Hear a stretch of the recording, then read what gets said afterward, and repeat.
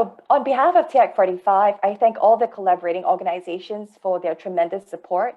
TIAC, Chamber of Commerce and Industry of Uzbekistan, Arbitrator Intelligence, Careers in Arbitration, Dakat Garrigues, Nash Arbitraz, OJEL TDM Ojimid, Putilin Dispute Management, Rising Arbitrators Initiative, Tales of the Tribunal, the Ukrainian Arbitration Association, White and Case, Wilma Hale, and Zhonglun Law Firm.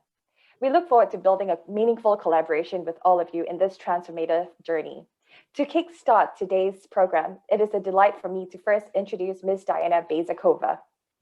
Ms. Diana Bezakova serves as the director of Tashkent International Arbitration Center, TIAC for short. Prior to that, she was a partner in charge at Merit's law firm in Dubai, overseeing the Middle East practice.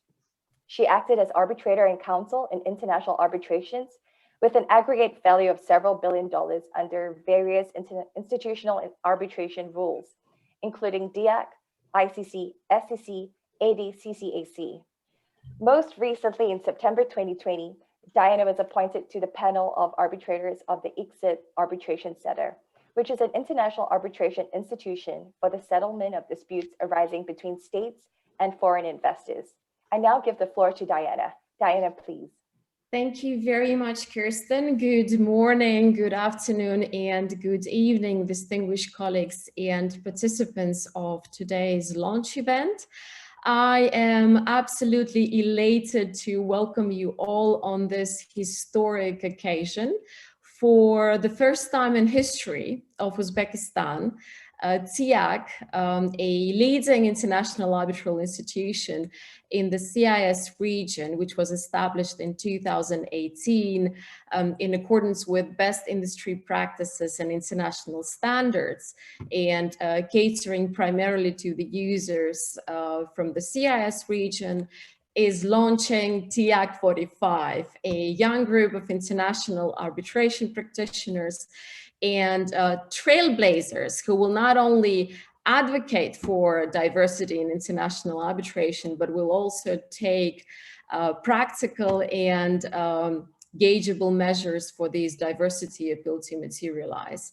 Of course, TIAC45 will work closely with myself, with the TIAC Secretariat, with the TIAC Supervisory Board, as well as the TIAC Court of Arbitration. So welcome, everyone.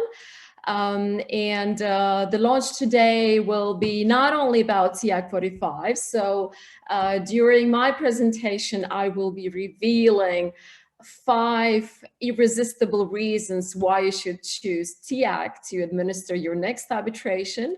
So stay with us until the end of this launch event and tune in. Thank you very much. Kirsten, over to you. Thank you very much, Diana. And I welcome everyone here. A special shout out as well to Mr. Putilin, who is a member of the TIAC board. Thank you so much for joining us. And so now we segue to an introduction to Uzbekistan.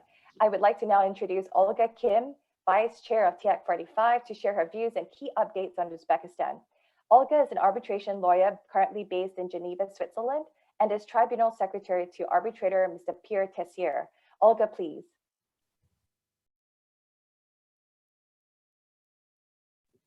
Thank you very much, Kirsten. And hello, everybody. Let me just start with sharing the screen.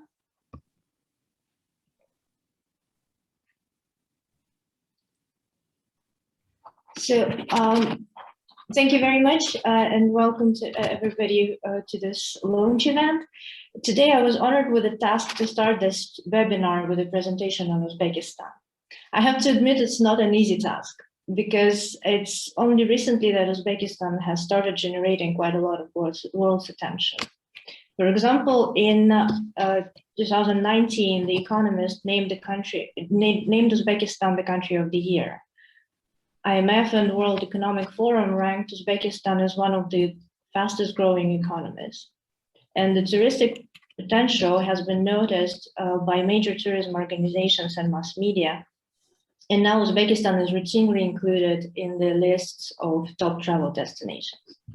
These recent developments are the result of an abrupt change of course undertaken by the Uzbek government, aimed at opening up the country to the world and to the new opportunities. This consisted recently of lifting the currency control, introducing the visa-free regime to the citizens of the EU and more than 50 other countries, and general liberalization of the economic and social life. It is an ongoing and very exciting process. For example, just recently, Uzbekistan has announced that more than 600 state enterprises will be privatized in the nearest future. In light of this developments, it is crucially important to provide as many channels of communication between Uzbekistan and the international community in general and international legal community in particular. This is what the TIAC45 sees as one of its major goals. As someone who was born and raised in Uzbekistan, I personally could speak for hours about the country, its people, its rich history, and diverse culture. But I think that in a way, the key to understanding Uzbekistan is its geography.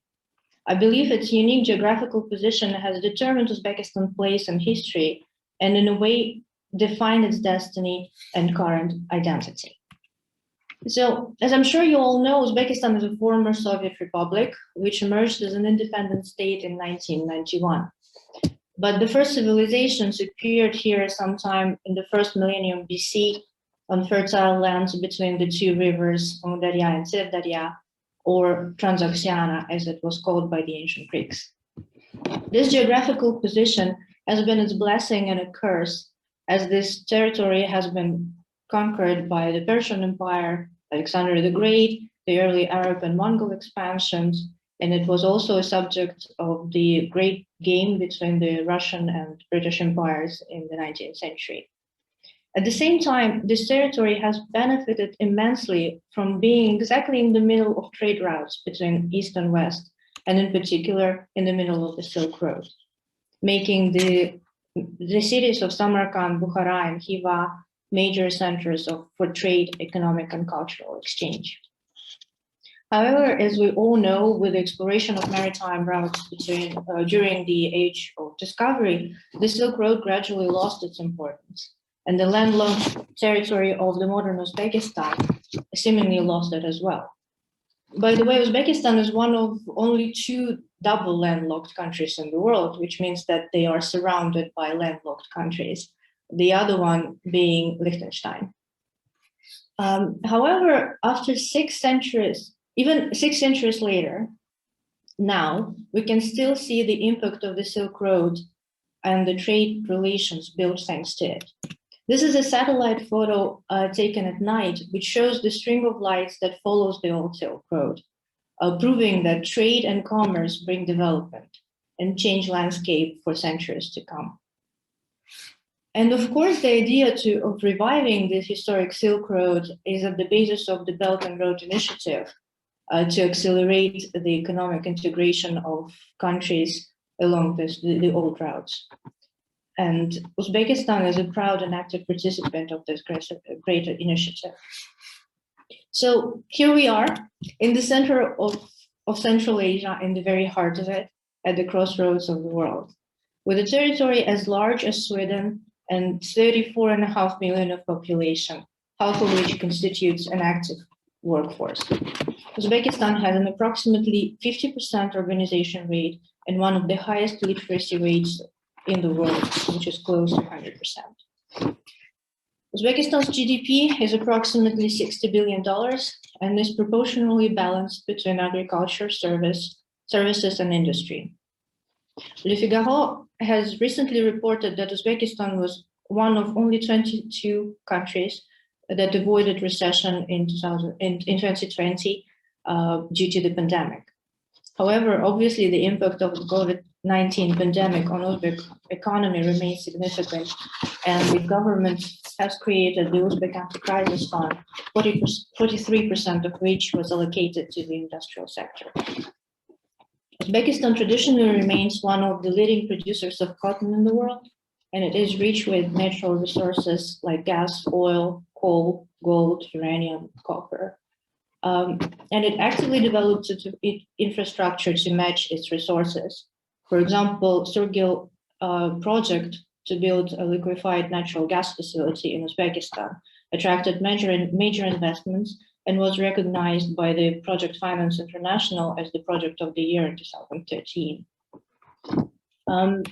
Traditionally, Uzbekistan's major investment and trading partners are Russia, China, India, US, Germany, and some other countries.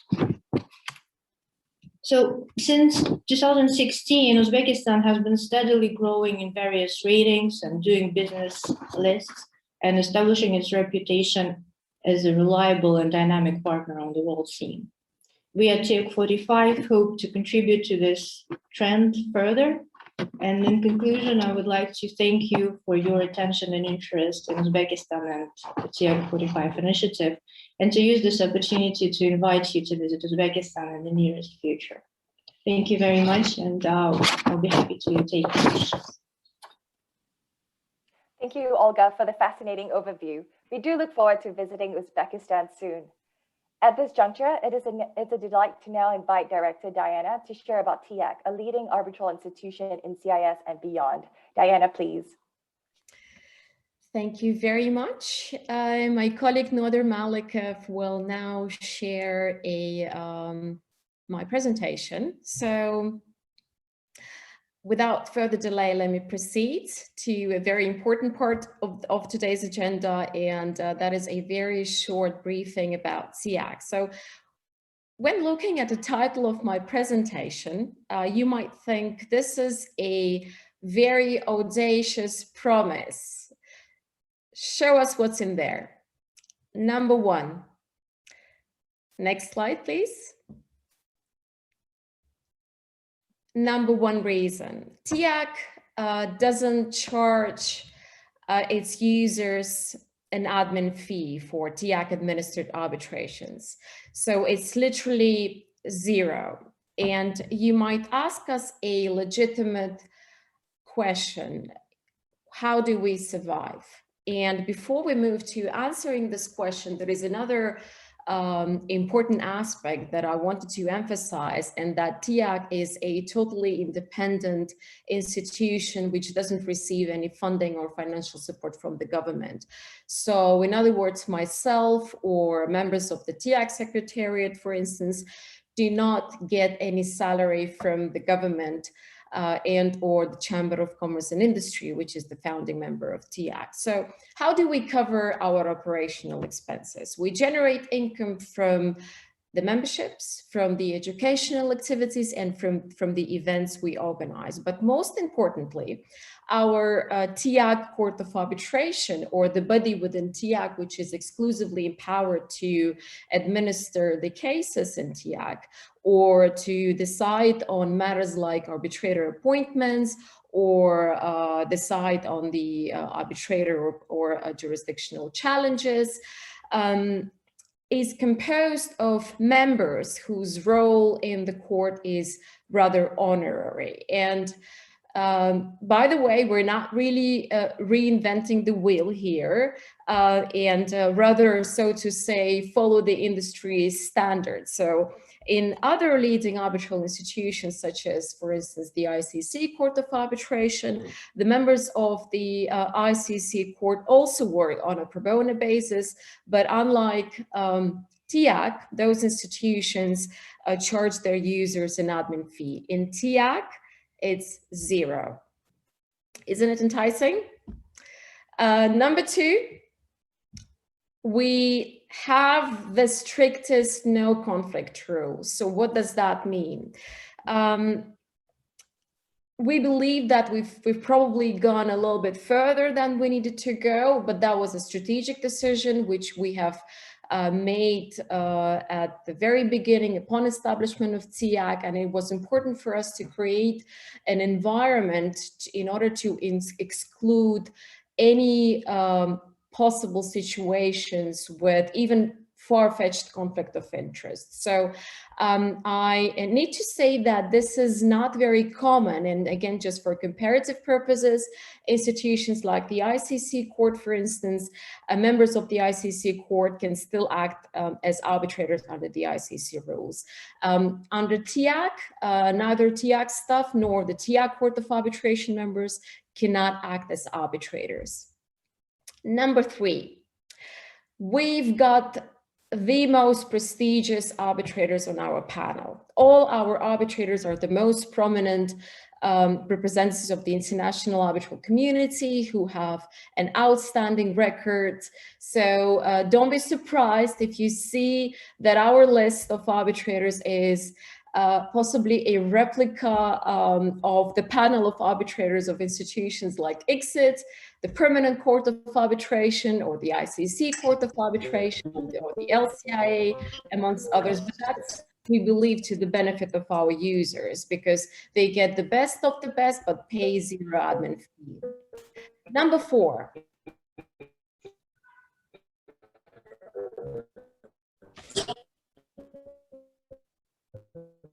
Arbitration-friendly Uzbekistan. So in addition to establishing TIAC in 2018, another very important milestone in Uzbekistan's resolve to become a preferred seat for arbitral proceedings in the CIS region has become the official recognition of Uzbekistan as a modular jurisdiction by the UNCITRAL. And Uzbekistan is the only UNCITRAL modular jurisdiction in the Central Asian region, which has the necessary infrastructure to become a preferred seat for the CIS disputes. Uzbekistan has introduced immunity of arbitrators, which was another critical step in this direction, given the certain developments and news that we've received in this context in the Middle East, for instance.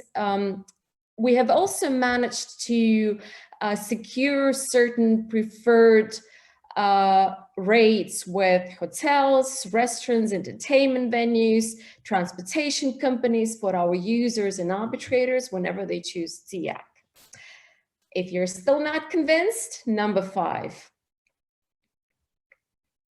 State-of-the-art rules of arbitration. What do we get here? We've got here flexibility on the method of compensation. So users may either choose to pay the arbitrators on an ad valorem basis or based on an hourly rate. We also encourage the use of technology for the conduct of case management conferences and arbitral hearings. And I think this was particularly important in the context of the pandemic and the lockdown measures introduced in 2020 by most governments. There are separate provisions on expedited and emergency arbitrations. Tribunals under the TIAC rules have wide powers, including the power to order security for costs or to order various interim measures. Additionally, our rules of arbitration allow for early determination by the tribunal within 60 days of a point of law or a fact which is manifestly without merit or outside the jurisdiction of the tribunal. The inclusion of this provision has been driven by the feedback that we've received from our users, as it allows to reduce the length and the cost of arbitration.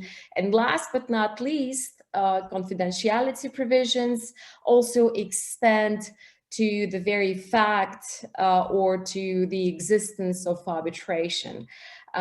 This is again not by and large protected by other institutional rules, so I think this was important for us to emphasize. So these are 5 reasons. We've also prepared some caseload statistics. Next slide, please, just for your information. So TIAC has been launched in Paris in 2019 during Paris Arbitration Week. And since that time, we've received over 20 requests for arbitration and 2 applications for emergency relief. You can also see the geographical coverage of our users' nationalities. So they span over 10 jurisdictions. Next slide, please. What has TIAC been up to recently? We have launched the Tech Moot Court competition, which is a simulation exercise governed by the TIAC rules of arbitration, which the general and final rounds of which will be held in September 2021. You can find more information on the website, which you can see on the slide. We've also developed with our friends and colleagues from the Young Practitioners Group of the Silicon Valley Mediation and Arbitration Center a separate set of rules of arbitration for the technology disputes. And these set of rules will be tested by the students during the Tech Moot. We will also be launching very soon TIAC mediation rules as part of the mandate to set up a framework for dispute avoidance. So stay tuned for the updates in this context. Next slide, please. And another important initiative is the launch of the first Uzbek Arbitration Week in September 2021. You can look up further details on the website uzbekarbitrationweek.com, as well as register your interest to participate as an organization. We have been also, as part of our PR activities, signing the MOUs, and we've reached agreements with a number of institutions such as the HKIC, Vienna International Arbitral Center, CTAC, FIMC, AIFC, Energy Arbitration Center, Chamber of Arbitrators Belarusia, and the Supreme Court of Uzbekistan. Next slide, please. We do realize the importance of cooperation on the capacity building of the Uzbek judges. So because we aim to, Uzbekistan aims to become a preferred seat for international arbitral proceedings in the CIS region. So we have initiated a number of workshops for the judges, this is also in the pipeline. And last but not least, the TIAC arbitration clause was included into the model investment agreement between the government and prospective investors. And we hope to continue our efforts to ensure that that model arbitration clause stays in those investment agreements between the government and the prospective investors. So, that is it for today. If you have any questions, I'll be more than happy to answer them. Kirsten, over to you. Thank you so much, Diana. Indeed, that's beneficial to know because arbitration users, as we know, constantly seek to ensure arbitrations are cost and time effective. So that is all good to know from TIAC's side. And now I hope you all have your coffee mugs as we segue to the coffee chat segment in conversation with Diana. If you have any questions, please feel free to share them on the chat box. We'll be delighted to address them. So, Diana, we celebrate International Women's Day, which was launched just yesterday. And there are several accolades on your, profile, exit appointment, and your first arbitrator appointment at the young age of 27. So if you could please share with us one of the most pivotal moments in your arbitration career to date. Well, I think you've mentioned them all. I would definitely say that one of the most pivotal moments was my first appointment as an international arbitrator at the age of 27. And I salute the leadership of the Dubai International Arbitration Center for trusting me. I think it was the director, Nasib Ziadeh, the former director of TIAC at the time, from whom I received that very first invitation to act as an arbitrator. But apart from that appointment, more recently, as you have just mentioned, I've been appointed to the exit panel of arbitrators, which was indeed a very delightful moment for me. Excellent. I'm just wondering, what have I done with my years of life on this earth? But thank you so much, Diana, for that. That's definitely inspiring for all of us. And as introductions go, if you could share one thing about yourself that Google and social media does not know, we'd be glad to know. That's a very interesting question because we tend to, provide a lot of information on the CVs, on our profiles, on the website. But I think I would actually be inclined to mention about my second passion, which is music, and that I have spent 10 years of my life polishing my piano skills, but I think this information might have been already leaked into the social media. Not music, but this is definitely something that I would rather want to share with you. But the next thing which might be relevant in the context of today's topic is probably the fact that I'm a situational extrovert, which means that I am generally very reserved and very introverted. But it took me a lot of time, energy, and effort to learn how to network and how to bring myself into the spotlight. And I genuinely think that this is that was one of the most important skills that I have learned, and which was useful in my arbitration career. Wonderful, Dinah, multi-talented. I wanted to ask then, is this one of your advice for the young practitioners out there? Absolutely. Bring yourself into the spotlight. Maintain your visibility as much as possible, and you never know. Maybe you'll get your first appointment very, very soon, right. even earlier than at the age of 27. Wonderful. So we do encourage, if you're interested, to apply for the TIAC Reserve Panel if you're keen to get involved, as an arbitrator. Well then, Dinah, looking at your experiences, how would you say your experiences have shaped your vision for TIAC and TIAC45? I think that, well, actually, I had this particular question or this angle of the question about my background addressed already in one of the interviews that I've had with Kluwer, so you can definitely look it up. But very briefly, before moving back to Uzbekistan, I have been practicing international arbitration for about a decade in various jurisdictions as counsel and as an arbitrator. But it was that international exposure which definitely helped me and assisted me to shape the vision and the network for TIAC to happen. I think that particular, the exposure to the international markets, to practicing international arbitration in various jurisdictions, that was the most important aspect. Right. Thank you so much. And looking at TIAC, could you tell us more about the kind of users, parties, representatives that TIAC aspires to attract, or who might find TIAC arbitration rules to be beneficial to them?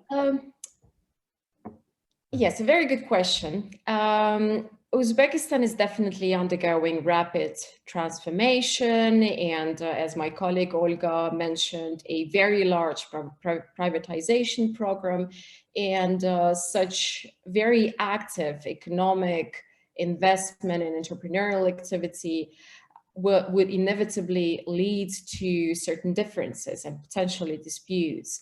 So it was very important for the government to create a stable, neutral, and independent framework for dispute resolution, hence the establishment of TIAC.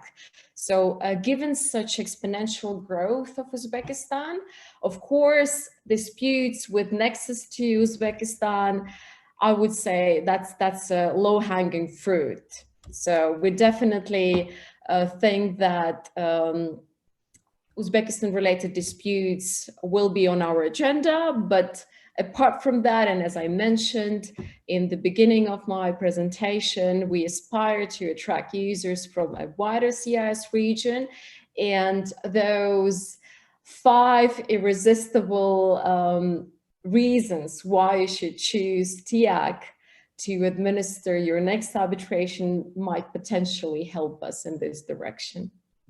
Great. And Uzbekistan is located in Central Asia, and it is a strategic partner in the Belt and Road Initiative. So in your view, how can TIAC address the challenges that may arise from this Belt and Road Initiative? Well, Absolutely. Belt and Road Initiative and potential disputes that arise out of BRI ventures and projects. All of this has been on our agenda. We have been looking to expand our presence in China and to add to our list or panel of arbitrators, experienced arbitrators from the region who would have specific expertise to handle BRI disputes. Quite recently, we have been also in touch with our partners and colleagues from the Shenzhen Court of International Arbitration. And we're currently even negotiating to potentially open the Shenzhen Court of International Arbitration and TIAC Hearing Center very soon in China. So we believe that all these initiatives will definitely be instrumental in addressing and helping us to create the means to address challenges and to strengthen the potential to handle and resolve BRI disputes. Great to know that, Diana. I'm not going to say that we have a crystal ball to look into the future, but if you could tell us what your thoughts are about the future of international arbitration in Uzbekistan and more broadly in Central Asia. I'm going to weave one of the questions from the attendees into this question.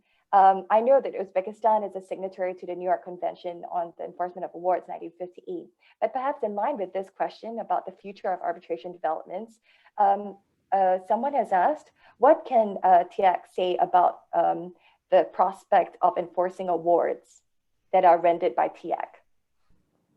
Well, I have briefly touched upon the issue of us establishing a close collaboration with the local courts in order to ensure that Uzbekistan becomes the preferred seat for international arbitral proceedings in the CIS region and beyond. And that particular collaboration will potentially take form of an MOU or maybe potentially some other document. But we are looking into specifying and being very clear into the framework for the enforcement of arbitral awards. In addition to that, given the recent recognition by UNCITRAL and given the recent adoption of the model law, we hope that the efforts to become a preferred seat and the efforts of prospective users to enforce arbitral decisions will be even facilitated even further. Great. So we'll have to stay tuned, indeed, to watch the space. Wonderful. So, Diana, this is 2021. We're coming out of the COVID pandemic. What is your vision for 2021 with regard to TIAC45? Well, as I mentioned, we believe that TIAC45 will be the driving force for TIAC. I've referred to TIAC45 as a group of trailblazers. So and I'm sure that you will definitely provide a little bit more information on what's in it and what is it that we will be doing different from potentially other similar organizations and initiatives. Apart from that, apart from a very strong support that the institution will provide to young practitioners group, TIAC45, we also hope that Uzbek Arbitration Week will attract interest from the arbitration community. So I'd like to invite everyone to visit uzbekarbitrationweek.com and to register your interest and to visit Uzbekistan, of course, subject to potential measures that might be again implemented by the governments. But this is going to be a hybrid event, so whoever would be able to come to and visit Uzbekistan is more than welcome to do that in September. September is a beautiful season. It's fall, but it's not too hot, not too cold, and you'll definitely experience the best of the best in Uzbekistan during that time. But if you're unable to come, you would be able to attend the events during arbitration week online. So yes, write to us, and we will hope that we'll be able to attract even more interest from the arbitration community. Right. So the best is yet to be then. So Absolutely. if you're keen, great. So if you're keen to join us at TIAC45, I've shared the link on the chat box. Please feel free to drop us a note and to sign up with TIAC45 online. At this point, thank you, Diana, so much for this in conversation with you. We look forward to building the building blocks and the foundation for the future projects in store for TIAC45. And now at this point, I think it would be our delight to introduce and also to announce the other steering committee members, and they're with us on the screen here today. In round robin introductions, I'll invite one of them to say a few words. We'd really like to get to know you and hope that you'd also get to know us. The world is so small now, given that we're all interconnected virtually, and I hope that you'll stay connected with us via LinkedIn or Instagram, or drop us an email. So with that, I now, without further ado, invite Olga to say a few words. Olga, please. Thank you very much, Kirsten. As already mentioned, I'm originally from Uzbekistan, but I've been based in Switzerland for the past 5 years. I practice arbitration most of my life, of my professional life, but going back to the question, what Google doesn't know about me personally, I am a certified tour guide in Uzbekistan, and I actually took a 1-year hiatus from legal practice to guide groups of Italian tourists around Uzbekistan, and that was a great opportunity for me to know more about my own country. And I think that actually opened an opportunity for me to see it through the eyes of the tourists that would come to visit. And probably, by the way, I rushed through my presentation. You could tell how much I'm passionate about Uzbekistan, its history, its culture, and its people. And I'm really happy to be a representative of my country on the steering committee of TIAC45.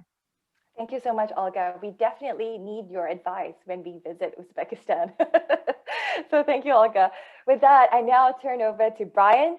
Brian, if you could please say a few words and share 1 or 2 fun facts that Google doesn't know about you. Brian, please. Sure. Thank you, Kirsten, and it's a pleasure to be a member of the TIAC45 Steering Committee. My name is Brian Brannon. I'm the principal of Brannon's ADR. I'm based currently in Burlington, Vermont, USA. I also chair the Federal Bar Association's ADR section. I serve on council of the American Bar Association section of dispute resolution, and I'm on the board of directors of the Chartered Institute of Arbitrators North America branch and its Young Members Group Steering Committee. Something that Google doesn't know about me is that I had my career in mediation, not at 27 like Diana, but actually in 6th grade as a peer mediator, where the subject matter of most of my disputes were scarce, limited resources, which included a football oftentimes, partnership disputes between sports teams on the playground, and similar. So never did I believe when I was growing up on a 6th-generation organic dairy and maple farm in Vermont that I would be able to make a career out of being a mediator, or little did I know about arbitration. And here I am today. So thank you for the privilege and the opportunity. And I invite all attendees to join us at TIAC45. Thank you. Thanks so much, Brian. So is that why you fell into law from that experience? You only asked for one. I found the American Arbitration Association on Craigslist in Seattle, of all places. And that was before I went to law school in New York. And here I am. So thank you. And that's interesting to note, because the TIAC organized an event about arbitration in sports. So now that's fascinating to know. Diana, did you have something to say about the sports and arbitration event? we've conducted a webinar, I think it was in January, attended by a very an international celebrity, Ravshan Irmatov. He is the Deputy Minister of Sports of Uzbekistan, and a very well-known figure in the international football industry. So, but we definitely will be looking into potentially holding events on sports arbitration in the nearest future, because that has generated a lot of interest from the audience. That is super exciting. We cannot wait to hear about that. Thank you, Diana. So going back to the steering committee, I'd like to now invite Charles. Charles, please, if you could share 1 or 2 fun facts that the Google world doesn't know about you. Charles. Well, I'll introduce myself first. I'm Charles, Charles Tay. I'm Singaporean by nationality. I'm working at the moment with in Beijing, in China, and this is quite relevant to the TIAC as the Belt and Road Initiative was mentioned earlier on. I listened with great interest to Olga's presentation about Uzbekistan. I'm very curious about this country. It's a place that I've not been to myself before, and it's a place that I wish that I hopefully quite soon will have the chance to visit. I am working with Zonglun Law Firm over here in Beijing. It's one of the Red Circle firms, as they call it over here. It's something like and like the Magic Circle over in the UK, and I'm a foreign legal counsel over here. All my work is in international arbitration. I began my career in international arbitration as a tribunal secretary to Dr. Michael Huang, SC, over in Singapore. And I had spent some time over in London with Wilmer Hill as a visiting foreign lawyer before ending, before coming here to Beijing. That's a bit about my background. As to 1 or 2 fun facts about me that that social media doesn't really know, I perhaps, most of us here would share a lot about ourselves, but I think I would share a little bit about my family. And as I mentioned, I'm Singaporean by nationality, and while I'm an ethnic Chinese, Singapore is not actually China, and there have been people who have taken that misunderstanding even in this day and age. Why I'm here is because my wife is Chinese, a Chinese citizen, and I met her several years ago when we were both holidaying in Cambodia. So that's just something very small about myself. And like years ago, after meeting her, I decided that I wanted to know more about this country. I wanted to and so I applied to do my master's, my LM at Peking University here in Beijing, and that has brought me here. And yeah, so I'm here working now in Beijing, and it's exciting to be part of this of TIAC45, of the Belt and Road Initiative, and of like all that's going on in the arbitration world all around the world. Thanks so much, Charles. I think that's good to know a bit about our family lives. So it's not just work life that defines us. So it's good to know. Thank you for sharing that with us. And also a note about tribunal secretary work. Olga also works with Professor Tessier. Traditionally, tribunal secretaries, we understand, do not really have a voice to, in the arbitration community. And we're going to, change that. So we seek to implement a pilot project, the TIAC45. We'll make further announcements of that in due course, but that is something we strive to do, giving a voice to those who will have less of a voice in the arbitration community. So thank you, Charles. Next up, I'd love to introduce and invite Diana Sutieva to join us. Diana, please, if you could introduce yourself, say a few words, and share 1 or 2 fun facts. Sure, thank you. Well, first of all, I'm really delighted to have been invited to join the TIAC45 steering committee, which will play a critical role in supporting young arbitration practitioners in the CIS region. And the history of creation of the center and the driving force behind it is extremely motivating for me as a not such a young professional, but as someone who has spent a decade in the field, but it has a lot more to learn. I'm counsel in Foley Hoeg's International Litigation and Arbitration Department. I'm currently based in Washington, DC. I'm actually a dual qualified attorney. I studied in France and the United States. I focus my practice on complex international investment arbitration matters, as well as public international law matters and commercial arbitration. And I was thinking about what are the couple of interesting facts about me. I think one is that I actually began to work as a transactional lawyer, and I thought I would just do mergers and acquisitions for the rest of my career. And then I got to work on an arbitration case, and it was, coup de foudre, as they say in France. It was sort of love at first sight. So, that's probably one of the lessons that I can share with my mentees is that, you can get to arbitration and dispute resolution, not directly, but through, some other prior experience.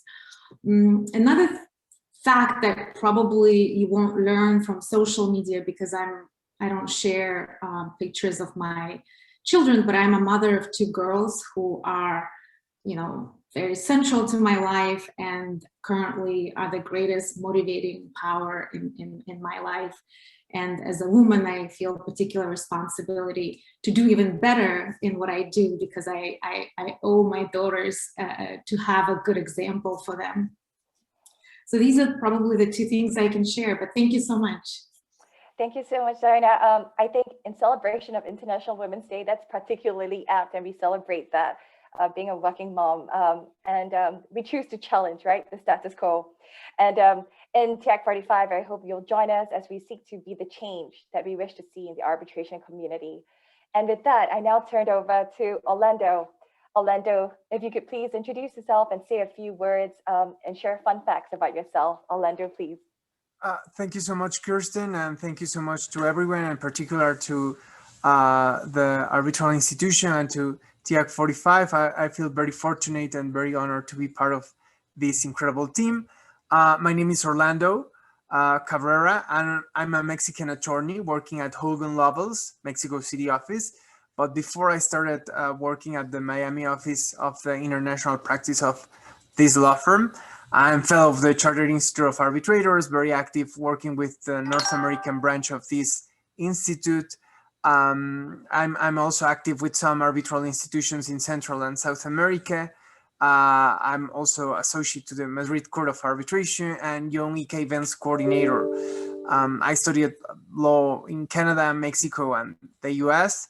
And well, perhaps a fun fact is that although I used to play piano while I was a kid, I did not reach that level as Diana that she is polishing every day. I stopped from playing the piano, which is a shame.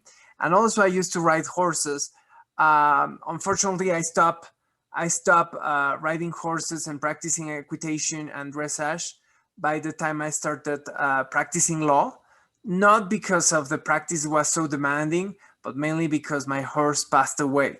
So that was the end of my equestrian life, which was a shame. Hopefully I can resume anytime soon.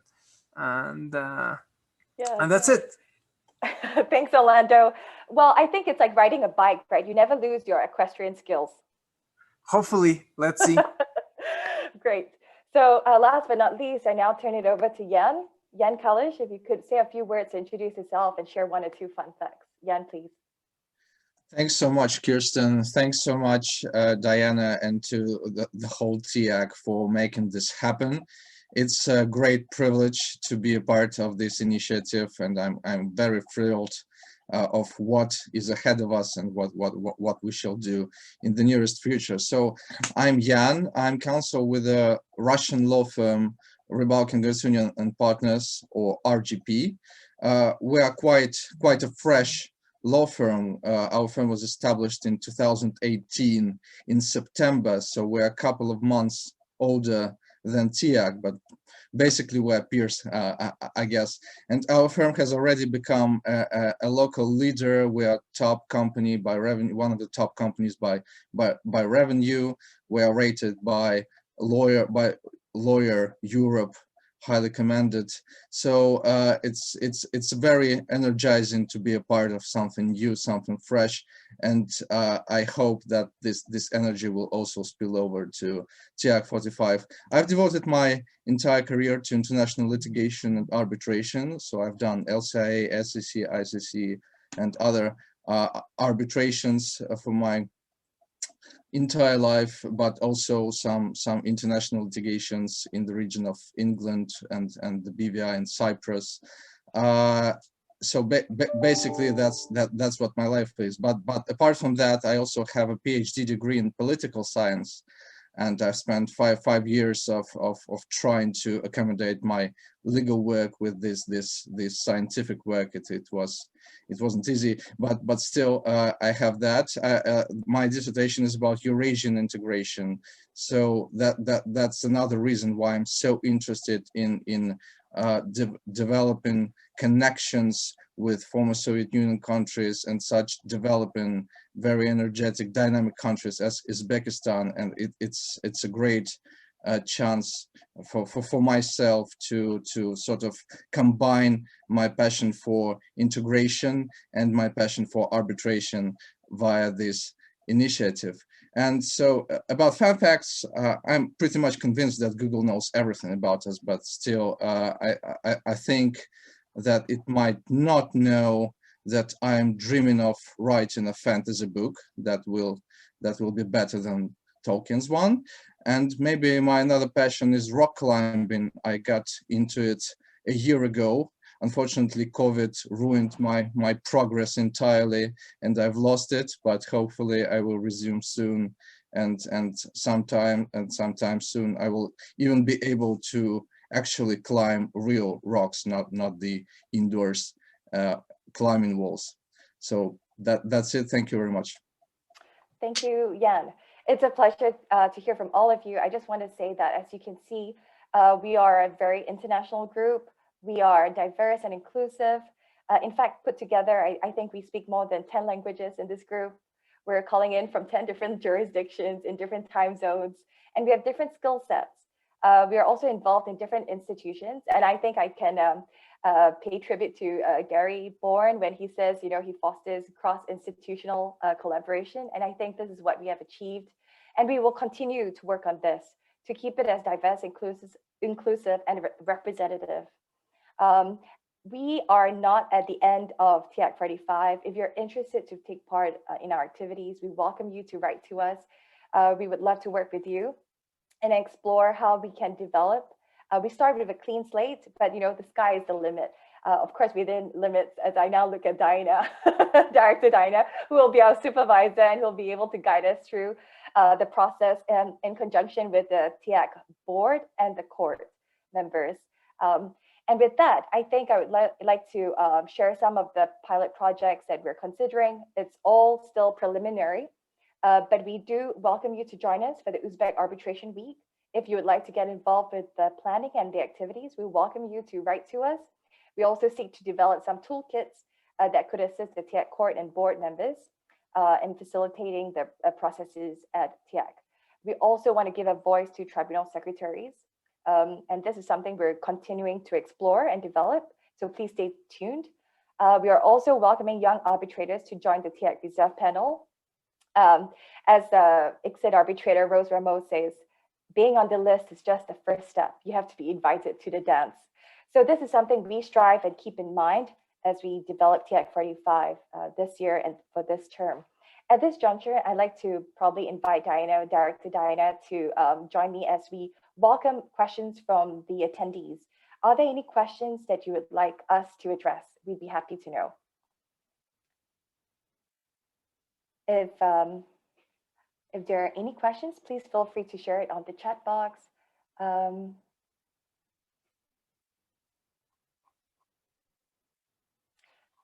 Fantastic. We have many attendees from across the world. I see from Asia, from Europe, from US. Thank you so much for joining us. We look forward to getting to know you better. If you can, please drop us an email at info@tiac.ooze. Kirsten, I also see on the participants list Ms. Carolyn Lamb, who is our distinguished supervisory board member.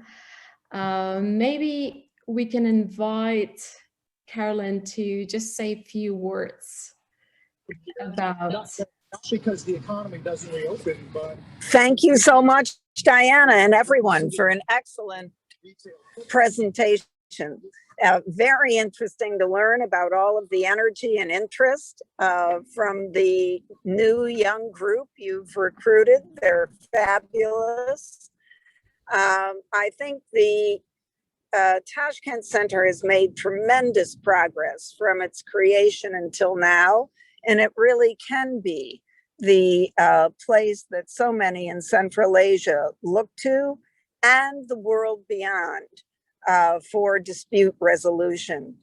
The improvements in the international arbitration law and all of the things that Diana outlined, making Tashkent a hospitable place for dispute resolution, are tremendous. So I applaud you, Diana, and the entire steering committee for your great job. Thank you very much, Carolyn. Nothing would have been possible without your support, and we remain eternally grateful to our board members and to you in particular. Thank you very much, Carolyn.